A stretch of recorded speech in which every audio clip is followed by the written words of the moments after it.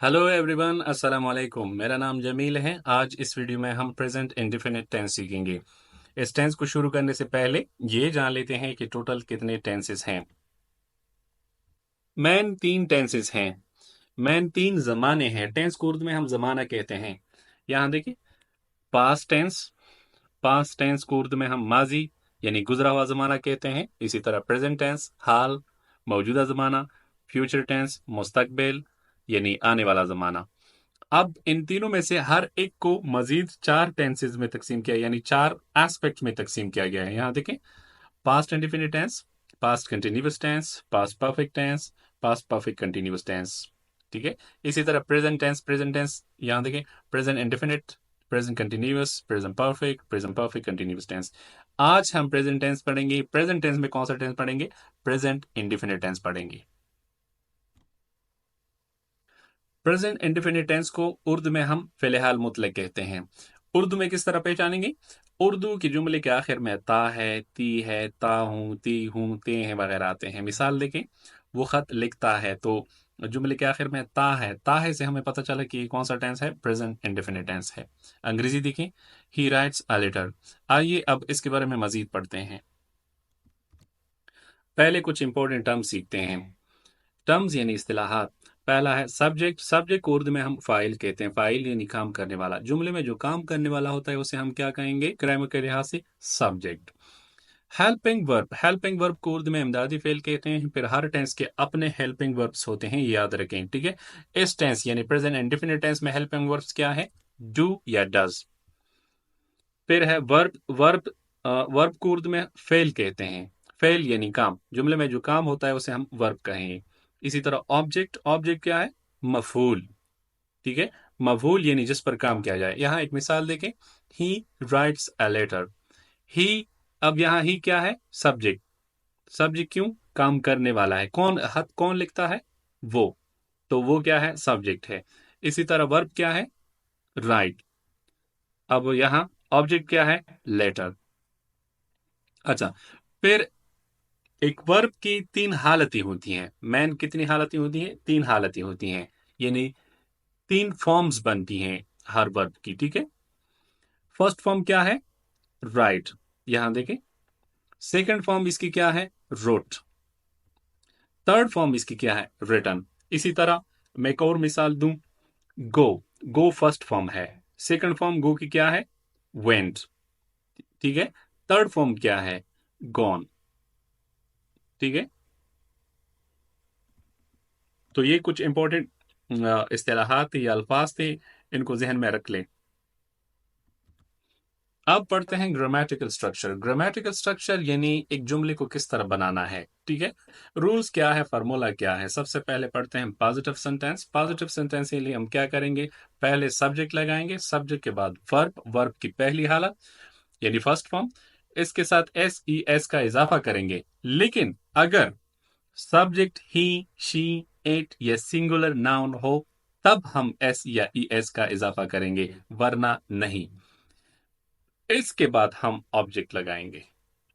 ठीक है। नेगेटिव जुमलों के लिए यानी नेगेटिव सेंटेंस के लिए हम क्या करेंगे? सब्जेक्ट लगाएंगे सबसे पहले, फिर हेल्पिंग वर्ब डू या डज, इनमें से एक दो नहीं, फिर नॉट, इसी तरह वर्ब फर्स्ट फॉर्म, आखिर में ऑब्जेक्ट। अच्छा, इंटरोगेटिव यानी सवालिया जुमलों के लिए हम क्या करेंगे? ठीक है। इंटरोगेटिव सेंटेंस के लिए सबसे पहले हेल्पिंग वर्ब डू या डज, फिर सब्जेक्ट, इसके बाद वर्ब फर्स्ट फॉर्म, फिर ऑब्जेक्ट, आखिर में क्वेश्चन मार्क। यहां कुछ मिसालें हैं। पॉजिटिव जुमला, ही प्लेज फुटबॉल, वो फुटबॉल खेलता है। Negative, he does not play football, वो फुटबॉल नहीं खेलता। इंटरोगेटिव यानी सवाल या जुमला। ठीक है, एक सवाल, एक क्वेश्चन। अच्छा, डस ही प्ले फुटबॉल, क्या वो फुटबॉल खेलता है? हमने पढ़ा कि जब सब्जेक्ट ही, शी, इट या सिंगुलर नाउन यानी एक नाम आए तो ऐसी सूरत में वर्ब के साथ हम एस या ई एस का इजाफा करेंगे। अब एस और ई एस की क्या कहानी है? जब किसी वर्ब का आखिरी हर्फ S I, S S, S H, C H, O, X या जेड हो, तो ऐसी सूरत में हम ई एस लगाएंगे। ठीक है, बाकी सब के साथ एस लगाएंगे। एक और नुक्ता कि अगर किसी वर्ब का आखिरी हरफ, यहां देखिए, वाई आ जाए, ठीक है, लेकिन वाई से पहले कॉन्सोनेंट हो। कॉन्सोनेंट क्या है? ए, ई, आई, ओ, यू के अलावा तमाम हरूफ कॉन्सोनेंट हैं। ठीक है, तो वाई से पहले कॉन्सोनेंट आ जाए तो हम फिर क्या करेंगे? वाई को आई से रिप्लेस करेंगे। ठीक है, और ई एस इसके साथ लगाएंगे। तो यहां देखिए, स्टडी फिर क्या बनेगा? स्टडीज। तो ये नुकता नोट कर ले। अच्छा, यहाँ कुछ एग्जांपल्स हैं। ही पासेस द टेस्ट। यहाँ पासेस, यहाँ पास के साथ ई एस क्यों लगाया? इसलिए कि यहां हमने पढ़ा कि जब आखिरी हरफ वो एस हो, एस एस हो, एस एच हो वगैरह। She washes, it finishes, the fox catches, she mixes, she goes, the teacher quizzes.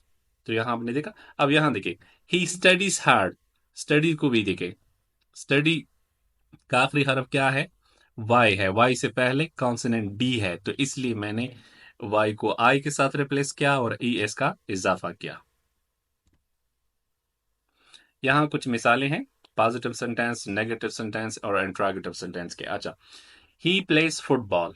He does not, he does not play football. Does he play football? They watch TV. They do not watch TV. Do they watch TV? We eat lunch. We do not eat lunch. Do we eat lunch? और मजीद भी देखें, video को pause कर दें अगर पढ़ना चाहे तो। अब यहां देखें, यहां कुछ चीजें मैंने एब्सोल्यूट बिगिनर्स के लिए लिखवाई हैं। सब्जेक्ट प्रोनाउन कॉलम में देखें नीचे, आई। आई का क्या मतलब है? मैं। आई के साथ हेल्पिंग वर्ब हम क्या लगाएंगे इस टेंस में? डू। ठीक है, अब यहां देखें, वो, ये भी वो है, वो यहां भी देखें, नीचे यहां देखें, वो, लेकिन इसमें डिफरेंस अंग्रेजी में डिफरेंट मुख्तलिफ हैं। ठीक है, वो, ये, वो, वाहिद मुजक्कर। वाहिद मुजक्कर वो के लिए हम ही लगाएंगे। वाहिद मुअन्नस वो के लिए हम शी लगाएंगे। यहां जमा वो के लिए हम दे लगाएं, चाहे मुजक्कर हो या मुअन्नस हो। जमा हो तो हम फिर दे लगाएंगे। ठीक है, ही वाहिद मुजक्कर वो, शी वाहिद मुअन्नस वो, इट की मानी ये, दिस की मानी भी ये है। अच्छा, इनके साथ हम हेल्पिंग वर्ब डज लगाएंगे। सिंगुलर नाउन, एक नाम, वाहिद नाम। ठीक है, एक नाम आए, जैसे मिसाल के तौर पर Aslam. Aslam goes to school. ठीक है, Aslam does not go to school. ठीक है, अब सिंगुलर यानी वाहिद नाम के साथ हम हेल्पिंग वर्ब डज लगाएंगे।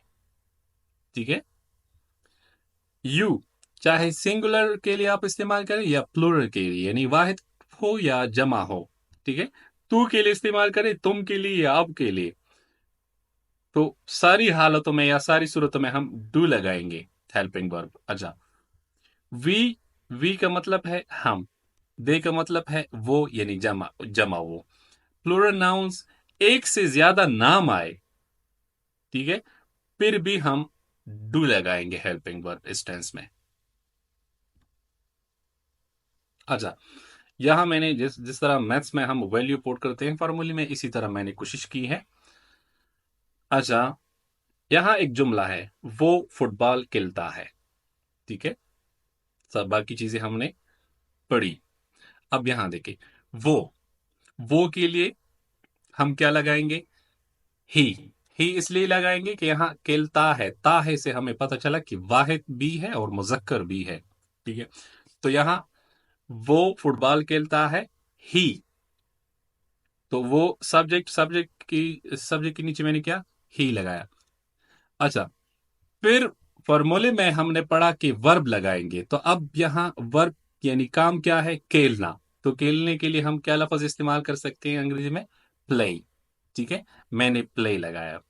इसलिए लगाया कि हमने पढ़ा कि सब्जेक्ट जब ही, शी, इट आ जाए या सिंगुलर नाउन आ जाए तो हम फिर वर्ब के साथ एस या ई एस लगाएंगे, तो यहां मैंने एस लगाया। अच्छा, फिर आखिर में हमने पढ़ा कि ऑब्जेक्ट लगाएंगे आखिर में, तो ऑब्जेक्ट यानी वो खेल वो खेलता है, क्या खेलता है? फुटबॉल। तो फुटबॉल हमारा क्या है? ऑब्जेक्ट है। तो मैंने यहां देखी, ही प्लेज फुटबॉल। तो बाकी भी इसी तरह है। वो टीवी नहीं देखते, तो अंग्रेजी में क्या है तर्जुमा? They do not watch TV. इसी तरह, क्या आप खाना खाते हैं? यानी दिन का खाना खाते हैं, दिन के खाने को हम क्या कहते हैं अंग्रेजी में? लंच कहते हैं। अच्छा, do you eat lunch? Lunch की मानी दिन का खाना। क्या आप दिन का खाना खाते हैं? रात के खाने को हम डिनर कहेंगे। अच्छा, इस टेंस को हम किस सूरत में इस्तेमाल कर सकते हैं? यहां देखें, to talk about the habits और रूटीन। आदत और रूटीन के लिए हम इस टेंस का इस्तेमाल करते हैं। जैसे यहाँ एक मिसाल देखिए, मैं हर सुबह 7 बजे जाग उठता हूँ या जागता हूँ, ठीक है। तो ये क्या है? एक रूटीन है। तो रूटीन के लिए हम कौन सा टेंस इस्तेमाल करेंगे? प्रेजेंट इंडेफिनिट टेंस, ठीक है। इसी तरह इसकी अंग्रेजी देखिए, I wake up at 7 every morning, ठीक है। हम हफ्ते में 3 बार जिम जाते हैं, ये भी रूटीन का एक हिस्सा है, ठीक है। यह आदात है, आदात में भी शामिल है, ये रूटीन का हिस्सा है। तो we go to the gym 3 times a week। इसी तरह वो रोजाना कॉफी पीती हैं, तो ये भी उसके आदात में या रूटीन में शामिल है, कॉफी पीना। तो अंग्रेजी क्या है? She drinks coffee every day.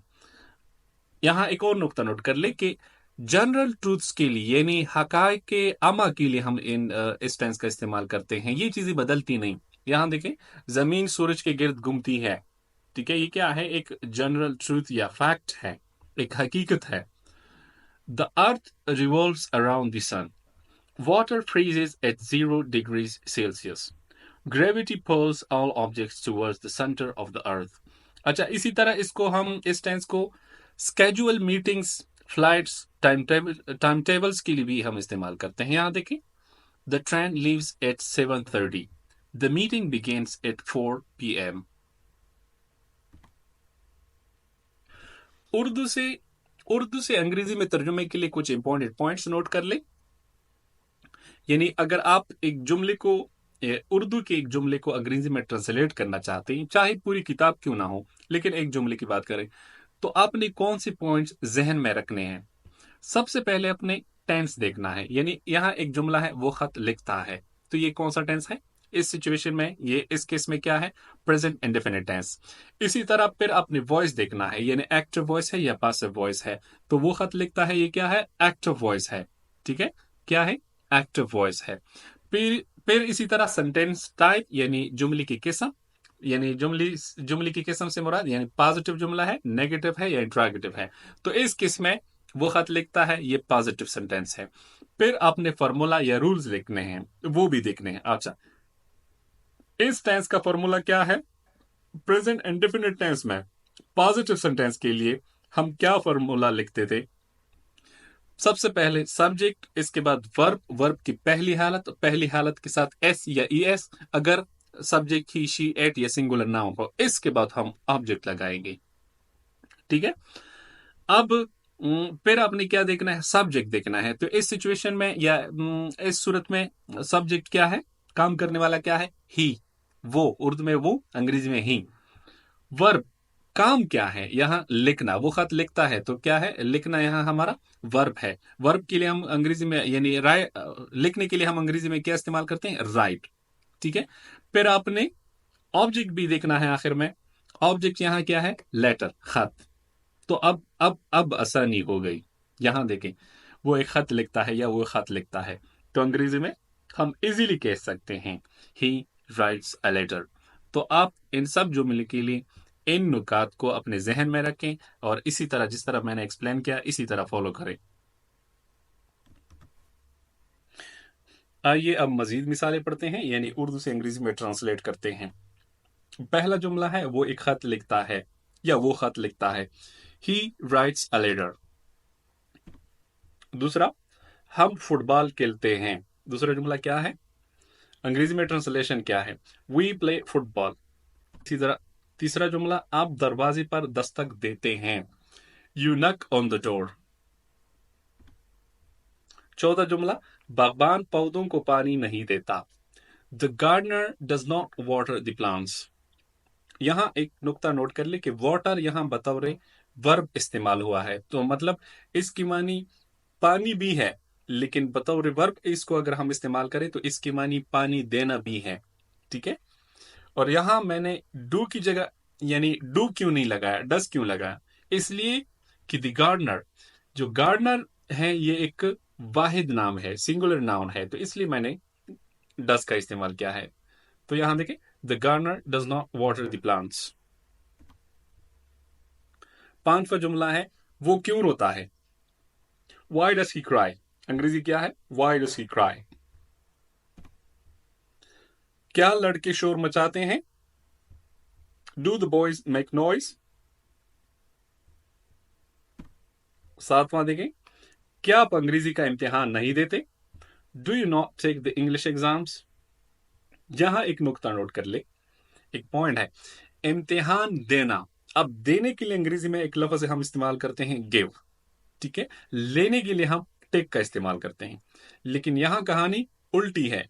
अंग्रेज इम्तिहान देने के लिए टेक का इस्तेमाल करते हैं, इम्तिहान लेने के लिए वो गिव का इस्तेमाल करते हैं। ठीक है। तो यहां देखिए, क्या आप अंग्रेजी का इम्तिहान नहीं देते? Do you not take the English exam. ऐसा नहीं, do you not give the English exam. ठीक है, वो गलत रहेगा फिर। Do you not take the English exam, ये सही है। आठवां जुमला क्या है? किसान गाय फरोख्त करता है। तो यहां देखें, the farmer sells the cow.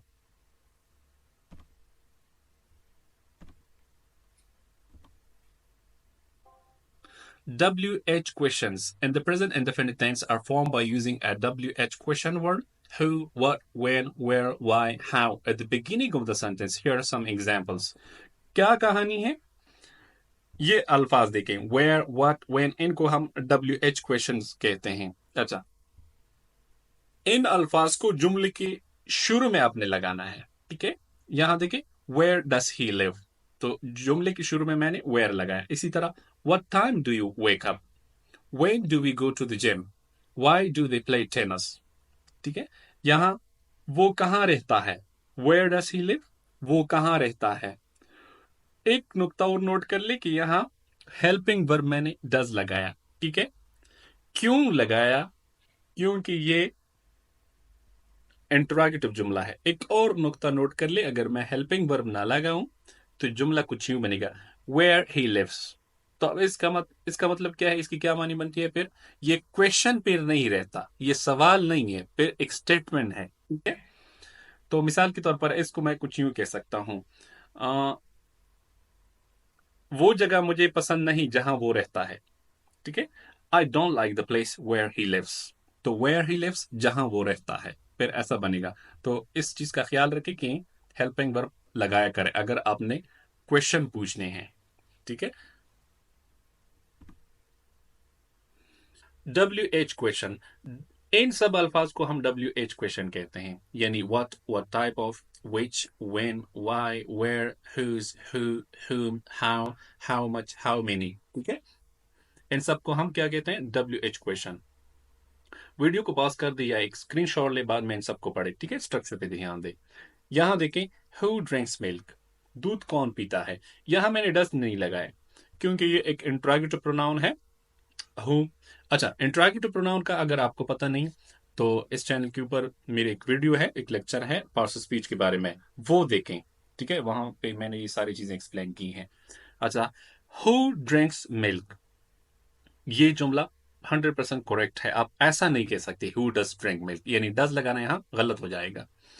अलबत्ता अगर आपने नेगेटिव जुमला बनाना है, यानी इसको अगर आपने नेगेटिव बनाना है, तो फिर आप कह सकते हैं, हेल्पिंग वर्ब लगा सकते हैं, जैसे who does not drink milk. ठीक है। इंट्रोगेटिव इसको बनाना चाहे तो ये ऑलरेडी इंट्रोगेटिव है, यानी आप ऐसा नहीं कह सकते डज हु ड्रिंक मिल्क। ठीक है। डज हु ड्रिंक मिल्क, ये गलत है।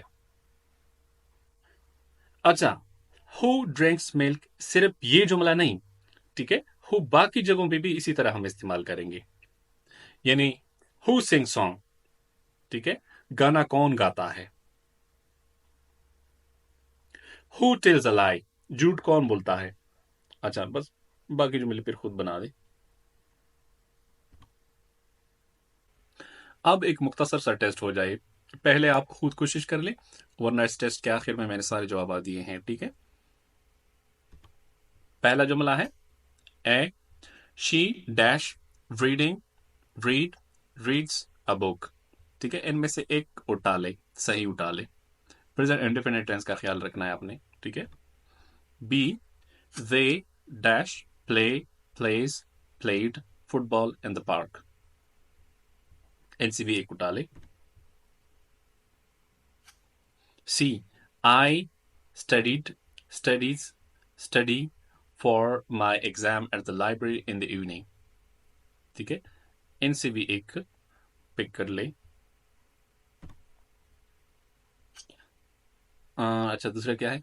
Correct in rewrite the following sentences using the present indefinite tense. ठीक है, जुमले प्रेजेंट इंडेफिनिट टेंस में आपने लिखने हैं। देखते हैं क्या है। अच्छा, पहला जुमला है ही रेड अ न्यूज़पेपर। इसको भी सही कर ले। B they does not walk to school together. इसको भी करेक्ट कर ले। सी क्या है? She had eaten lunch at her desk. इसको भी प्रेजेंट इंडेफिनिट टेंस में लिखें। Choose the correct option to complete the sentences. A.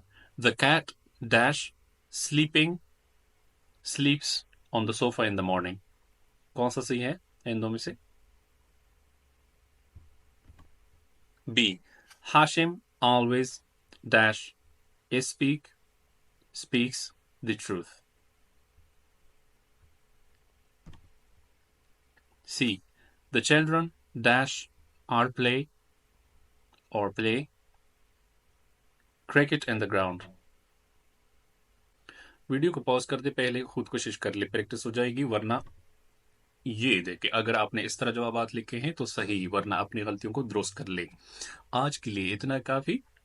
दुआओं में याद रखिएगा, फिर मिलेंगे अगली वीडियो में। तब तक के लिए खुदा हाफिज।